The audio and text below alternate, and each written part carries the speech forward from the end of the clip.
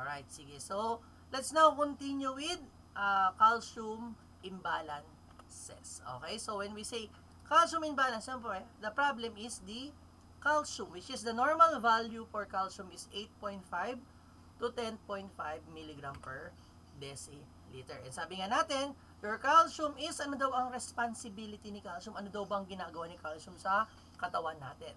So, your calcium is, ano daw? For bone strength and density, di ba?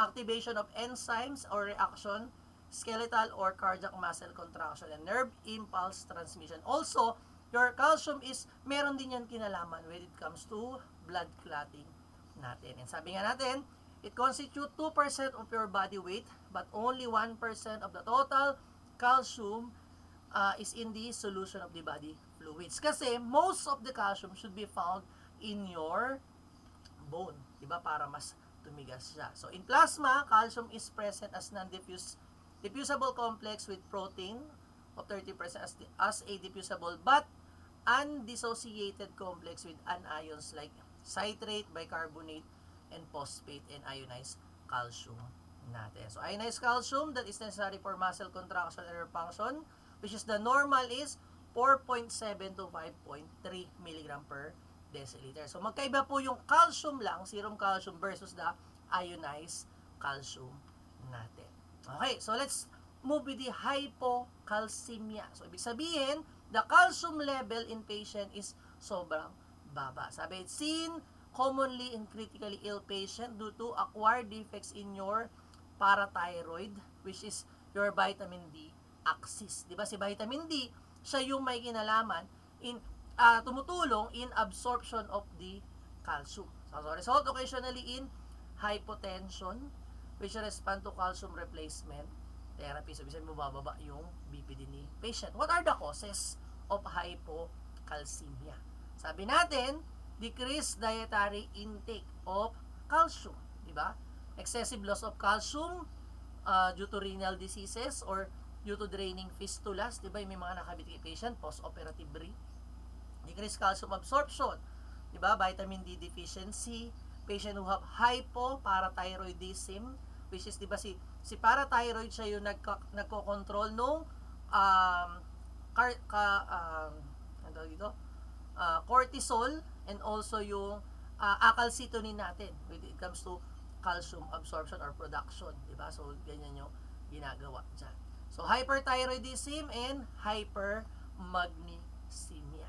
Also, hypocalcemia is associated with acute pancreatitis, use of corticosteroids, and rapid administration of multiple units of blood that contains an anti-calcium additive. Kasi yung mga blood components natin, specifically or most commonly yung mga PAC-RBC and whole blood, so they put anti-calcium additive dyan. Diba? So parang kasama siya para ma-preserve yung blood. So continuously nagtatransfuse ng blood kay patient, diba? Maraming units. So usually 3 to 4 packs or bag of blood, nagbibigay tayo ng calcium gluconate supplement para hindi bumagsak yung calcium ni patient. Okay? It could also due to intestinal malabsorption. Ibig sabihin, the intestine have a problem in absorption of the calcium. Kaya wala yung calcium. So, accidental removal of your parathyroid gland. Halimbawa, nagkaroon ng thyroidectomy. Diba si parathyroid is located behind your thyroid glands. Diba? So, nagkaroon ng thyroidectomy. So, manifestation. Sabi natin, increase yung cell membrane permeability. So, meaning, mag-increase din yung neuromuscular irritability kay patient. So, in terms of CNS or the central nervous system, there will be tingling sensation. So, merong parang namamanhid, parang may magtumutusok dyan. Patient could have convulsion, diba? Pag mababa yung calcium. Okay, so gastrointestinal, increase yung peristalsis or yung movement nung bituka natin. Nausea and vomiting, diarrhea, abdominal pain. Okay? Sa muscle naman, could be muscle spasm or laryngospasm with stridor. Sabihin, nagta-tighten yung airway ni patient. And during inhalation expansion, there is a sound. Diba? Merong, kasi masikip. So, ibig sabihin, nagkakaroon ng gushing dun sa mismong airway ni patient. Diba? So, tetany. So, ibig sabihin, the patient could have, parang na-tetano, parang naglalakso. So, ano yung mga classic sign that could be seen in patient who have tetany? So, we have your Chevostek sign and Trousseau. So, ano yung Chevostek? So, sa Chevostek, C, ibig sabihin, cheek. So, ibig sabihin, pag tinap yung cheek ni patient, so, parang ngumingiwi siya na ganon. Pag Trousseau naman, kapag binipi yung patient, parang nagfo-fold or nagpe-flex yung arms and hands ni patient. Okay, so pakita ko sa inyo yung video para mas makita nyo paano ba natetest or ano yung itsura ng patient na positive yung Chebostek signs and Trousseau. Hey, Med School Made Easy here to talk about Chebostek sign.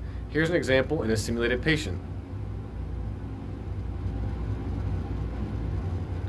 The way this works is, the facial nerve exits the patient's head through the styloid, or near the facial foramen near the stylohyoid process. Then it comes up, and the parotid gland, it forms the parotid plexus, which is a branching of the extracranial branches.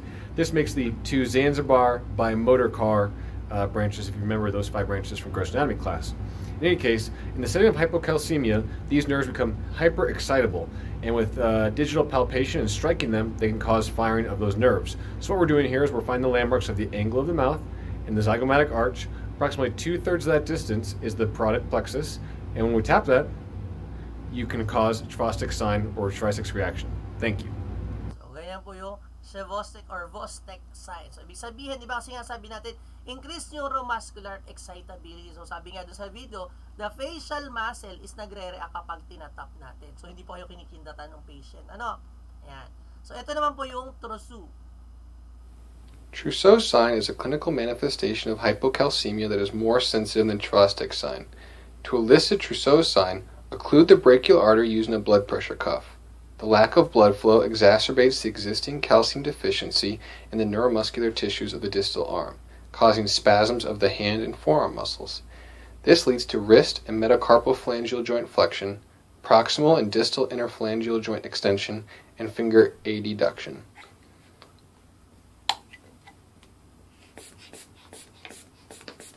As we occlude the blood vessel, you notice the patient's hand turning upward and inward, inflection and adduction. Diba? So, ganyan Trousseau, nag-reflex yung kamay ni patient no, sa may mismong joint dito. Okay, so yun mga makikita natin kay patient na may hypocalcemia. So, cardiovascular, so there will be dysrhythmia or irregular heart rhythm and could lead to cardiac arrest. So, other symptoms sa bones, so there will be osteoporosis. Kasi nga, kulang yung calcium. So, meaning, wala rin na-absorb, walang na-store na calcium dun sa bone ni patient. So, kaya ano nangyari? Rumurupok yung buto ni patient. Eh, nagkakaroon din ng fracture. So, mabilis ma-fracture. Di ba nga? Kasi mababa yung calcium deposit dun sa bones ni patient. So, laboratory findings, sabi natin, so low serum calcium, the phosphorus is elevated. Kasi di ba si phosphorus sa si calcium is inverse yung kanyang relationship. So, pag bumaba si calcium, tataas si phosphorus. So, low magnesium, there will be prolonged QT interval on your ECG.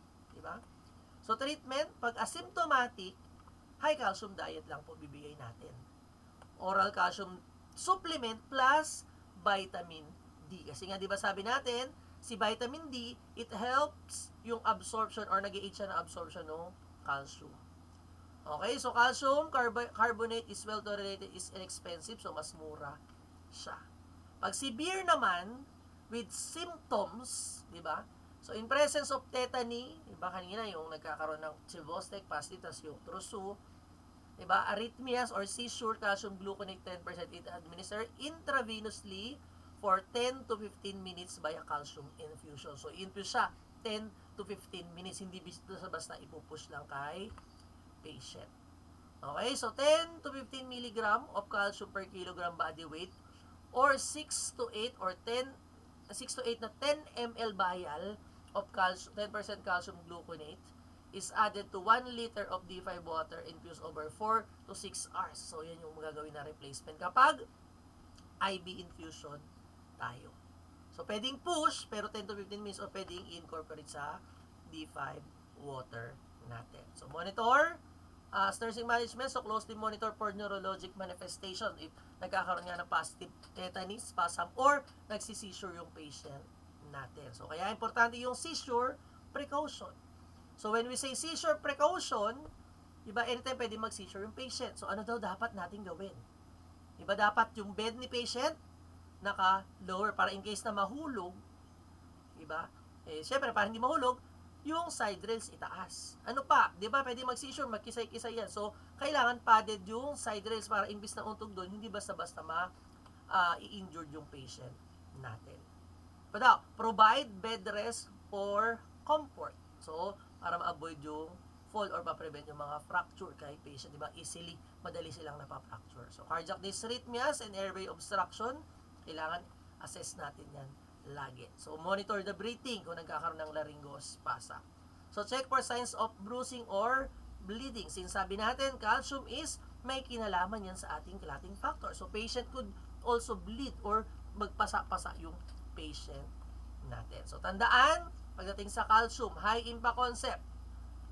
Para maaldandaan natin yung clinical manifestation daw ng hypocalcemia. Increase yung cell membrane permeability. So, it will now increase your neuromuscular irritability. So, mabilis. Diba? Mas mataas yung excitability. So, kaya daw, ano daw? Everything is high and fast except sa BP ni patient. Okay? Malinaw po? May question po ba? Sure? Walang question? May kasama pa ako? Meron. Okay, so walang question. Sige, let's move with your hypercalcemia or mataas naman sa kanya. So ano daw? It causes due to excessive intake of calcium, excessive dose of vitamin D, or calcium loss from bone. So immobilized carcinoma or metastasize. So, ibig sabihin, instead of ma-absorb ni bone yung calcium, nire-release niya dun sa bloodstream ni patient kaya tumataas yung calcium. Or even, medyo due to parathyroid gland tumors, di ba? Kasi nga, nag-overexcite, di ba? Kapag may mga tumor, di ba? Nagma-malfunction siya. Or due to multiple fractures, di ba? Kasi nare-release yung calcium dun sa bone. So, hyperparathyroidism, certain malignant disease like your multiple myeloma, acute leukemia, and lymphomas natin. So, what will be the manifestation? So, kanina, sa pagmababa yung calcium, increase yung neuromuscular irritability. Dito naman, decrease. So, decrease yung cell membrane permeability. So, yung meaning, decrease yung neuromuscular irritability. So, diminish yung deep tendon reflex. Diba? Yung neurohammer, ayaw, kahit anong pukpok mo, walang movement. Diba? Patient have lethargy. Diba? Tulog-tulog, there will be mental changes. Decrease yung memory or attention span ng patient natin. And patient could be in coma also. Pagdating naman sa GI, decrease yung peristalsis, meaning ayaw mag-move. So, ano mangyari? Pwede mag-constipate si patient or pwede mag-lead to paralytic ileus. So, ano daw? Anorexia, walang gana yung pasyente, nausea and vomiting. In terms of muscle naman, kung kanina excite, di ba? Tetany, so muscle fatigue or hypotonia, there is no tone. Kumbaga parang malamya, malambot, di ba? Yung muscle ni patient. Cardiovascular, ano daw? Depressed electrical activity. So meron pa ring dysrhythmia.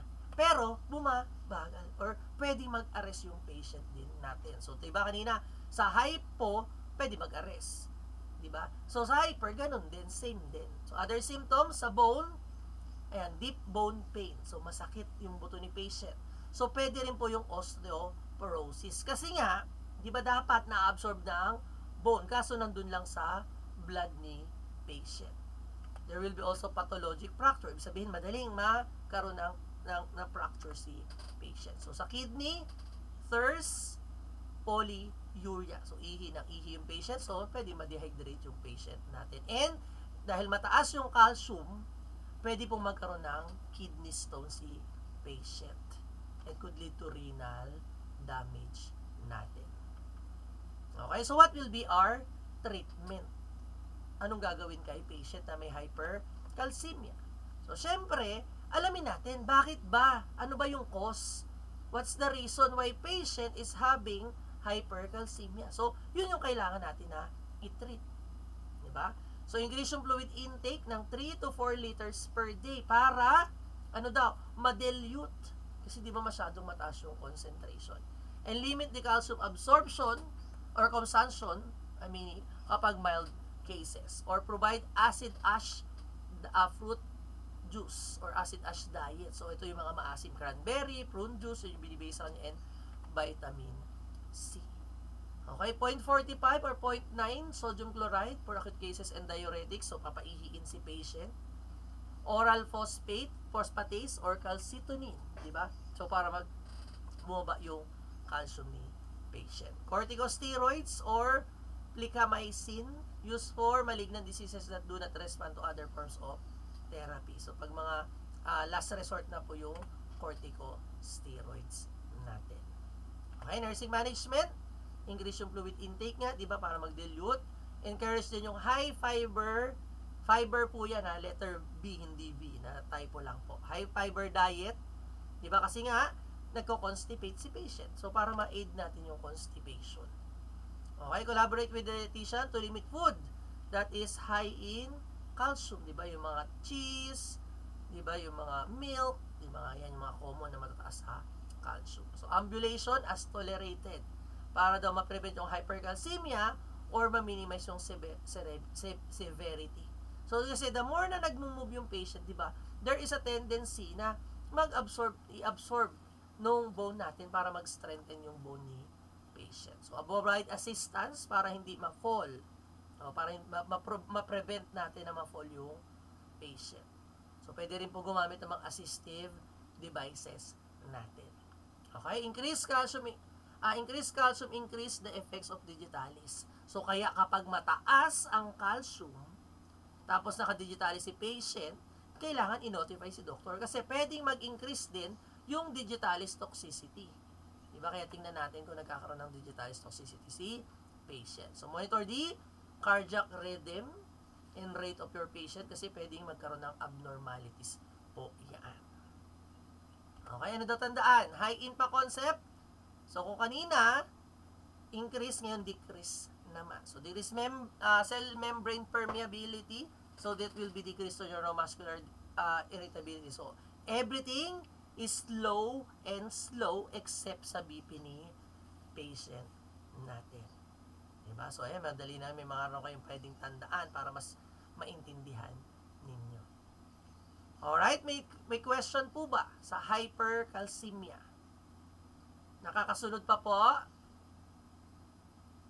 Okay, sige. So, let's now move with your magnesium imbalances. So, the normal magnesium is 1.8 to 3.6 mg per deciliter. And about 50% of total body magnesium exists in the insoluble state in your bone. So, nandun din siya. So, 5% is present in the extracellular cation and the remaining 45% is in your intracellular cation natin. So, yan yung division kung saan makikita yung mga magnesium sa katawan natin. So, normal plasma concentration is 1.5 to 2.5 mg per liter with about 1/3 bound to protein and 2/3 existing as a free cation. Sabihin, nandun lang siya.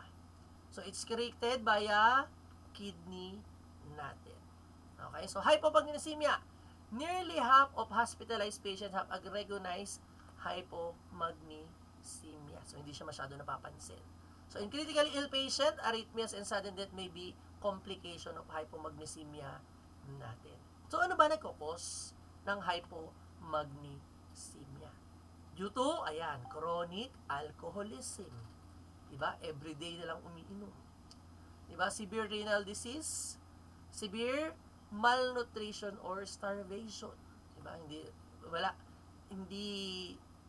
Mali yung mga kinakain or kulang yung pagkain ni patient.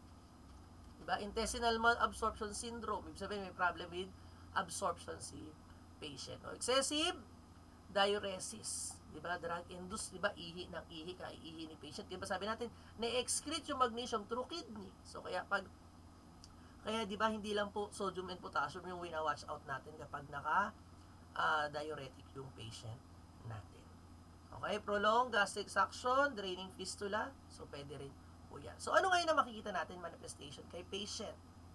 Sabi natin, note, magnesium inhibits your acetylcholine release. Therefore, in hypomagnesemia, there is increase yung acetylcholine natin. So mataas yung acetylcholine. So what will happen in your central nervous system? So magkakaroon ng convulsion si patient natin. Diba? So, ano pa daw? Paresthesia.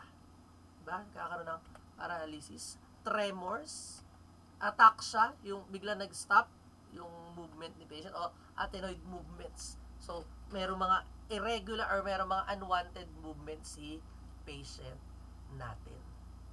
Diba? Ano pa daw? There is a jerking movement. Diba? Nagkikisay-kisay yung patient natin. Diba? And, ano pa daw sabi natin? Could be, meron daw nystagmus. Merong involuntary movement of eyes ni patient. Okay? Other manifestation. Pag mental changes, there will be agitation. So, sabi natin, yung patient, ano daw? Agitated. Ibig sabihin, hindi siya mapakali yung pasyente natin. Diba? Ano pa daw? There will be depression. Diba? Confusion or disoriented yung patient natin. Diba? Kaya nga importante na chinecheck natin if oriented ba yung patient natin. So, muscles, there will be weakness, cramps, and spasticity or tetany. So, para din siya sa calcium. Halos magkamukha sila ng manifestation in muscle. Diba? Tachycardia, hypertension, and dysrhythmia in terms of cardiovascular. So, ano daw yun? So, positive daw sa Babinski reflexy patient. Saan nga ba ina-assess yung Babinski? Which part of your body? I-check yung positive yung Babinski. O, pag sinabing Babinski, sa baba. Which is, ano? Dun sa sole of your foot. Diba? Maglagay, ipipindot J for pa-J, tapos magkakaroon ng fanning of that finger toes ni patient, yung mga daliri sa paa. Diba? So, sa matanda, hindi po normal yan. Pero sa bata, medyo normal pa yung pag-infant natin. Athetosis, or constant writhing movements, is often caused by injury to deeply situated structures within the brain, called basal ganglia. The basal ganglia are highlighted here.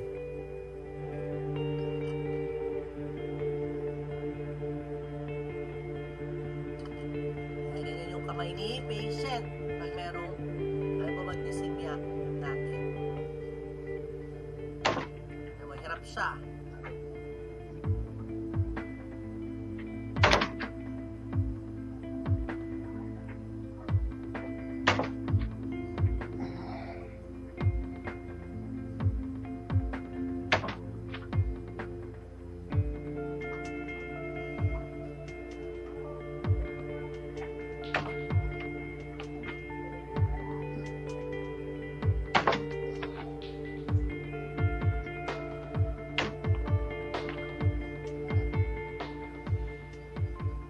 Parang kayo lang nung informatics lab, no? Isang daliri lang ginagamit, kaso siya mabagal. Ayan. Ito naman, next. Hi, my name is Brian Prell. I'm a physical therapist and I specialize in the treatment of vestibular imbalance disorders. Today we're going to look at involuntary eye movements called nystagmus. This information can be used to determine what type of vertigo you actually have. Now, in looking at nystagmus, an easy way to test this is to have your patient sitting straight up. What you want to do is you want to provide a visual cue. We'll actually start, you can use your hand or you can use a piece of paper. And what you'll want to do is we'll start with the right side. Put your hand or the paper on the right side and you'll ask the patient to turn their eyes to that left side. And you'll look for the involuntary eye movements in this position. After that, you'll switch to the right side and you'll have the patient move their eyes to the right. And again, looking for those involuntary eye movements. The first type of involuntary movement you might see is the eyes shaking from side to side, moving faster to one side than to the other when looking right and left. Similar to the previous type, you may also notice an eye movement that moves side to side, but at the same speed when looking left and right. Another type of eye movement to look out for is any up or down eye movement. Finally, you might see a type of eye movement in which the eyes just seem to rotate or turn in place.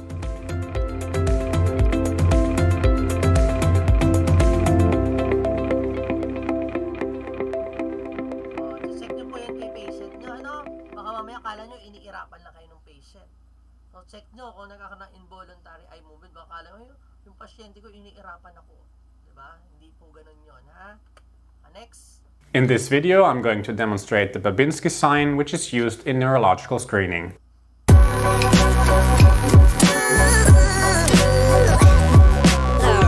Hi and welcome back to PhysioTutors. The Babinski sign has a reported sensitivity of 51% and specificity of 99% in the detection of an upper motor neuron lesion, as reported in a study by Jaramillo et al. In year 2014. To test for the Babinski sign, run a pointed object from the heel along the lateral aspect of the foot forwards towards the great toe. In a normal human being, it will result in the flexor reflex or grasping of the toes. The Babinski sign or reflex is a pathological reflex and is characterized by extension of the big toe and abduction of the other toes, which is also called the fan sign or signe de levante. In severe cases, the Babinski sign may be accompanied by hip and knee flexion. A positive Babinski sign indicates disturbance of the pyramidal system, either from structural damage or temporary disturbance due to epilepsy or intoxication. Yan. So, ganun po ginagawa yung Babinski. So, yun yung mga makikita natin kay patient na merong hypomagnesemia. Okay, in terms of laboratory findings, so syempre, mababa po yung serum magnesium level. So, together with calcium and potassium kay patient, mababa din po yan. Okay, so ECG, prolonged QT interval, lengthening of your ST segment sa ECG, makikita po natin. So, what will be our treatment? So, kung mababa yung magnesium, so papatasin natin through diet. Diba? So, magnesium-rich food diet. So, use of IVF containing magnesium as chloride or sulfate. So, 240 to 1,200 mg per day or 10 to 15 milliosmol per day during the period of severe deficits pag sobrang bagsak na bagsak. Followed by 120 mg per day or maintenance para hindi siya bumagsak. So, magnesium sulfate may also be given intramuscularly in a dose of 200 to 800 mg per day in 4 divided doses. Yan. So, ibibigay po IM kay patient. Saan nyo nga narinig yan, yung magnesium sulfate? Diba last semester, right? Dun sa maternal and child ninyo. So, patient na merong eclampsia, diba? So, nagbibigay tayo ng magnesium sulfate. So, serum level must be monitored kasi baka biglang sumobrang taas naman. So, nursing management, so encourage and provide food rich in magnesium, promote safety, diba? Protect your client from injury kasi diba meron siyang involuntary movement, diba? Sa kamay, sa mata, diba? So, ibig sabihin, pwede kaya magkaroon ng imbalances yung patient kasi nagkakaroon ng involuntary movement, diba? Yung nystagmus. Monitor for laryngeal stridor, diba? Kung nagtatight yung airway ni patient or nagkakaroon ng obstruction doon sa airway ni patient. So, magnesium sulfate, oral supplement or IV kung prescribe. So, tandaan, when giving magnesium sulfate, always check the blood pressure of your patient. Kasi nga, it has a vasodilatation effect. So, meaning, pwedeng bumaba yung BP ni patient. So, kaya kapag mababa yung BP, withhold muna or inform mo yung doctor bago may bigay yung magnesium sulfate. So, high-INPA concept, sabi natin, increase yung acetylcholine release. So, ano mangyari? Increase din yung neuromuscular irritability ni patient. So, everything high and fast din sa kanya. Except the blood pressure. Okay? May malinaw po? Sige. Next is hypermagnesemia. Ibig sabihin, mataas naman yung magnesium. Sabi, almost always the result of renal insufficiency and the inability to excrete what has been taken in from food or drugs, especially antacid and laxatives. Kasi di ba sabi nga natin, magnesium is released through kidney. So, ibig sabihin kung may problem with kidney, hindi na i-excrete ng katawan ni patient. And it is potentially life-threatening as it impairs both central nervous system and more muscular function. So, ano nga yung mga cause? Excessive intake of magnesium, which is yung mga antacids natin, di ba? Alam mo yung mga antacids, di ba? Yung mga, di ba? Yung sinisikmura ako, inom agad ng Gaviscon, ng Kremel S. O tandaan nyo, generic nino, di ba? Aluminum, magnesium, hydroxide, simeticone. O may magnesium content siya. So, kaya hindi pwedeng sobrang take ng ganyan. Okay, ano pa daw? Renal management, renal failure. Di ba? Sabi natin, hindi na excrete nung katawan. Or diabetic ketoacidosis. So, manifestation, note, magnesium inhibits yung acetylcholine release. So, ito nang bumababa. So, therefore, hypermagnesemia is decrease yung acetylcholine release. So, mababa yung BP ni patient, nauuhaw, nauseating, and drowsy yung patient. Diba? So, ano pa daw? Diminish or wala yung deep tendon reflex ni patient. Diba? So, muscle weakness, diba? Mental obtundation or confusion. Wala sa sarili, hindi ka na naintindihan ng pasyente. Diba? Respiratory muscle paralysis or cardiac arrest. Ibig sabihin, pwedeng hindi huminga yung patient. Kaya importante ina-assess po yung breathing ni patient. So, laboratory findings, elevated daw yung magnesium together with BUN, creatinine, and potassium. Kasi nga, saan daw ini-excrete yan? Sa inyong kidney. So, ibig sabihin, kung hindi na-excrete ng kidney, kasama tataas yung BUN and creatinine ni patient. Okay, decrease serum calcium. So, increase PR interval in your ECG. So, broaden or mas malawak yung QRS complex with elevated T waves. So, magnesium treatment natin. Paano daw iti-treat? Sabi natin, correct the underlying cause. Diba?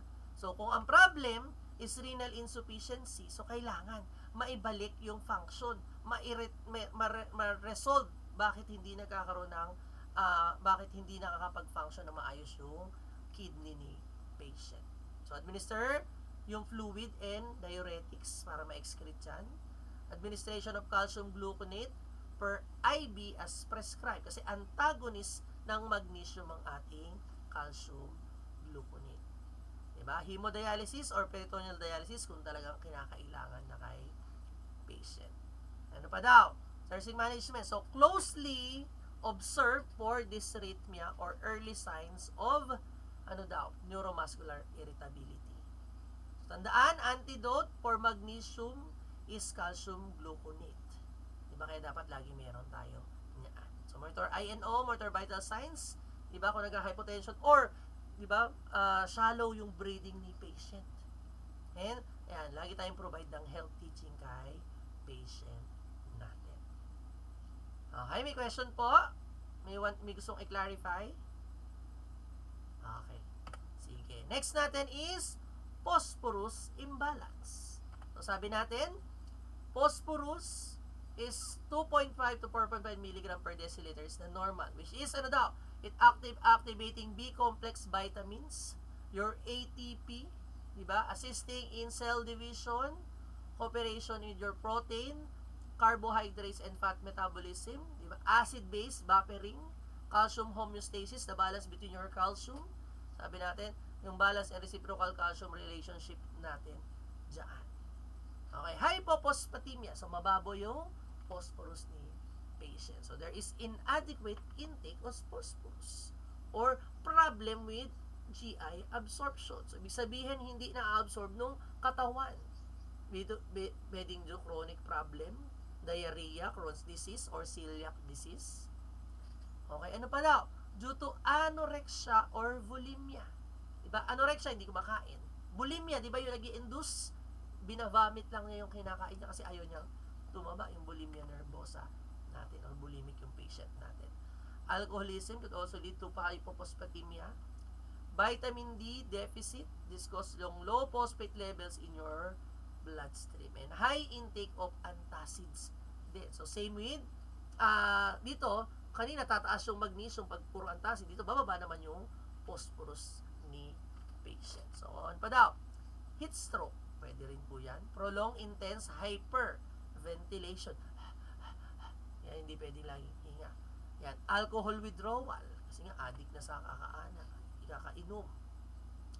DKA, respiratory alkalosis, and hepatic encephalopathy. And also, pwede po yan due to mga thermal burns na sunog yung patient natin. Or hyperparathyroidism din po. So, what will be our manifestation? Ano daw? Most of the signs and symptoms of phosphorus deficiency result from deficiency in your ATP, 2,3-diphosphoglycerate or pwedeng pareho siya. So, ano mararamdaman ni patient? May paresthesia. Walang pakiramdam yung patient natin. Di ba? Napako na, hindi pa niya alam. Di ba? Pa daw, muscle weakness. Di ba? There will be bone pain and tenderness. Chest pain and confusion. Pwede po yung maramdaman ni patient. Also, cardiomyopathy. And sabi nga natin, di ba, nagsha-shallow breathing. So, pwede po magkaroon ng respiratory failure yung patient natin. And also, seizure. Pwede rin po yan kay patient. So, other manifestation, tissue hypoxia. So, ibig sabihin, kulang yung oxygen doon sa tissue ni patient. Diba? Ano pa daw? Increase yung susceptibility to infection. So, ibig sabihin, madaling prone sa infection yung patient natin. Merong hypophosphatemia there. Also, nystagmus or involuntary eye movement. So, treatment. So, prevention of hypophosphatemia yung goal natin. So, ang goal, hindi bumagsak yung phosphorus ni patient. So, we give yung oral phosphate supplement pag mga mild hypophosphatemia or renal wasting disorder or malabsorption or oncogenic osteomalacia. So, yun yung binibigay kay patient. So, vitamin D, sabi nga natin, para mas ma-enhance yung absorption ng phosphorus in your calcium. So, ibophosphorus correction is usually limited to patient whose serum phosphorus level decreased by less than 1 mg per deciliter. So, pag ganun lang kabababa tayo ng IV phosphorus replacement. Okay, so prevention of your umulit. Okay, so we can also give you monoclonal antibody. So, di ba sabi nga natin, pwede kasing decrease yung prone sa infection yung patient. So, kaya binibigyan din ng mga monoclonal antibody. So, ba't ba ulit? So, treat the underlying cause. Ba't ba umuulit? Sorry. Ayan. So, nursing management, sabi natin, TPN or total parenteral nutrition. So, gradually introducing the solution to avoid the rapid shift of phosphorus into cell.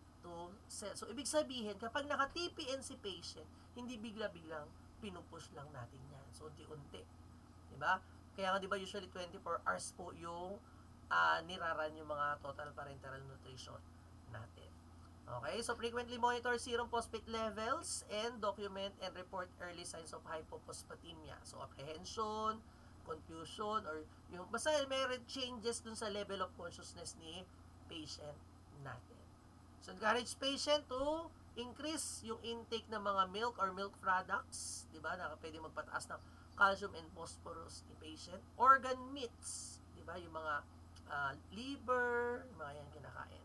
Beans, nut, fish, poultry, and whole grains po. So, IV preparation of phosphorus, the rate of phosphorus IV administration should not exceed 3 milliosmol per hour and monitor IV site regularly to prevent tissue sludging and necrosis due to infiltration. So, kaya make sure kapag magbibigay po ng IV phosphorus, talagang naka-in yung swero natin. Kasi kapag nag-out po yan, pwede pong masunog yung balat ng patient, pwede magkaroon ng problem, lalong magkaroon ng mabulok, masira, di ba? Magkaroon ng mabulok, magsugat doon sa mismo IV site ni patient. Okay? May question po with hypophosphatemia? Wala. So, doon tayo sa kabaliktaran. Hyperphosphatemia naman. So, kidney injury. So, diminish urine phosphate excretion. So, ibig sabihin, the kidney is may problem sa excretion. So, kaya nag-retain yung phosphorus ni patient. So, high phosphate intake na sobrahan naman. So, shift of phosphate from ICF to ECF. Nagpupunta sa excessive vitamin D intake. Yan, due to TPN. Kaya diba sabi ko nga slowly or gradual lang yung pag-induce, kaya 24 hours po siya. Hypoparathyroidism or pwedeng due to metabolic or respiratory acidosis or diabetic ketoacidosis. So, manifestations, tandaan daw. Sabi natin, most symptoms result from decreased calcium levels are soft tissue calcification. Diba? May kinalaman din siya. Diba? Pag mataas yung phosphate, bababa yung calcium. So, the patient may have tetany, tachycardia, anorexia, nausea, vomiting, muscle weakness, signs and symptoms of hypocalcemia. Diba? Hyperactive reflexes or soft tissue calcification in the lungs, heart tissue, and yung cornea ni patient natin. So, treatment, diba? Phosphate intake should be reduced. Diba? Phosphate binders can be given with meals to reduce yung hypophosphatemia. So, kailangan matreat natin, maalis natin bakit ba tumataas yung phosphate level ni patient. So, calcium carbonate or calcium citrate are to lower down yung phosphate level. So, watch out muna, baka mag-hypercalcemia naman yung patient natin. Okay? Sevelamer or lanthanum, this is not containing calcium, walang calcium yan. O kaya sulfuric oxyhydroxide o iron supplement. Or pwede rin pong forced diuresis, diba? Paiihiin yung patient, kaya naglo-loop diuretic or saline diuresis can use for patient na may normal yung renal function natin. And, pag wala nga choice, dialysis po tayo pupunta. Okay, so nursing management, instruct to avoid phosphorus-rich foods such as yung hard cheese, cream cheese, nuts, meats, whole grains, cereals, dried fruits, dried vegetables, mga kidney sardines, or mga dairy products natin. So, monitor yung urine output kapag nakapag-diuretic yung patient natin. So, educate the patient about recognizing the signs of hypocalcemia and muscle cramping. May question po ba? May clarification? Okay. So, ang sikreto po dito, tandaan nyo po yung mga relationship ng mga electrolytes natin. Diba? So, halimbawa, dito, pag may hyperphosphatemia, diba? Ano yung kabaliktaran niya? Yung calcium. So, ano namang mangyayari sa kanya, diba? Bababa naman yung calcium. So, ibig sabihin po, ang technique lang dito, alamin mo yung mga magkakabila. Kasi kung titingnan nyo po yung signs and symptoms, magkakamukha sila ng signs and symptoms. So, ang kailangan mo lang malaman, alin yung sintomas kapag tumataas saka bumababa. Alright, malinaw po ba? May question? May clarification? Wala? Sure? Sige. So, kung wala pong clarification, so thank you for listening. Sabi dito, work hard in silence and let success make the noise. Diba? So, yan po yung gawin, diba? Tahimik ka lang, diba? Meron mga ganyan eh, diba? Tahimik, alam mo, di nakikinig, pero pagdating ng exam, diba? Top-notcher. Diba? Siya yung pinaka mataas ang score.